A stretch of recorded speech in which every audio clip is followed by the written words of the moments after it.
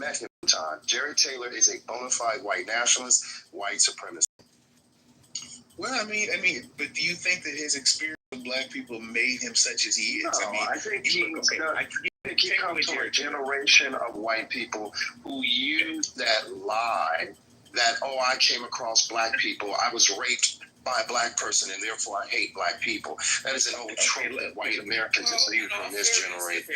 Let's ignore Jerry Taylor. Wait. If you look at the creation of modern suburbia, it's because white people have tried like hell to get the hell away from minorities. So there is some truth to that. Like there a lot of white people develop opinions about black people because of experience. It's a multitude of experience. Jack Cassill wrote a book called Untenable. I just read it here like in the last several months. And he was describing the situation. It was somewhere in New York where he grew up. It was, I think, upstate New York, if I don't miss my guess. And he was saying that, they had a neighborhood there and it was like working class white people. And he's like, they started to have like a lot of black people come there as a result of the Great Migration. And it turned into like a cesspit. And he's like, it's interesting because nobody ever asked these white people where were they leaving. And I like that. Yeah, that's a lie. And the white suburb was created from the violent Negro.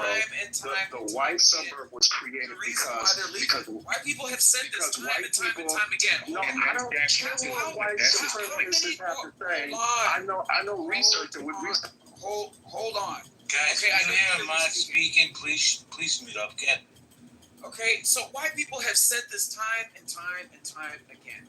Okay, they said this with the 94 crime bill.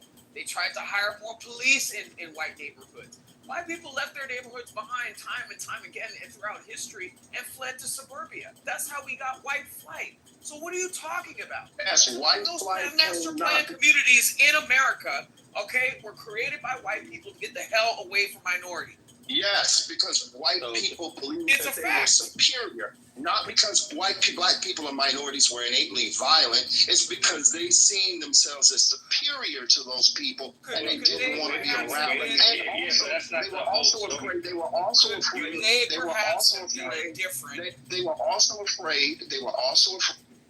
Could they perhaps have been indifferent and just got tired of the bullshit? No, because when you look, hold on, y'all. When you look at black people, perfect example. And I please damn. When you look at Tulsa, Oklahoma, as an example, when Tulsa, Oklahoma, wealthy people, and I can show you in New York, the same thing happened in Clydesdale.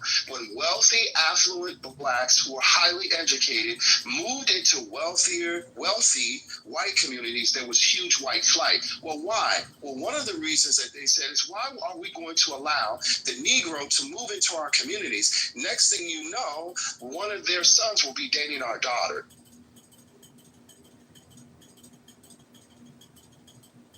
There's an entire study on it from New York Times that was done roughly about 50 years ago, where they went to all these middle class and affluent communities where black people were beginning to move into. And also they came back post-1970 and did the same thing. And this is what white people were saying, that we don't want to live there because our daughters will be marrying their sons. But see, the thing is, I think it's because they feared that their television would not still be in their living room when they got home. I don't think that's what Jack Harrison said. I don't think it had anything to do with their daughters. And that's your low IQ response because you lack the range to be able to understand the data that was actually done and the research that was done over 50 years of research of this. But that's not all of it. And he's talking about Detroit. Now, that's 2 miles away from where I live right now, okay? And so what you see happen was, okay, they had a city that was the wealthiest city in the United States, okay, and they had like these guys come up from the Great Migration, and it turned into a hellhole.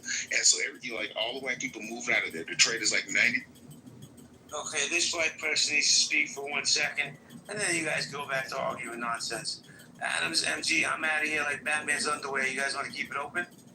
Yeah, keep it up, JB. What's up? All right, I'm out of here. Good night, everybody. JB, you know what I told JB. JB, I'll be honest, and we're going to talk about that TikTok shit tomorrow too, JB. I got you. But I told Mojo, until a lot of the original things are handled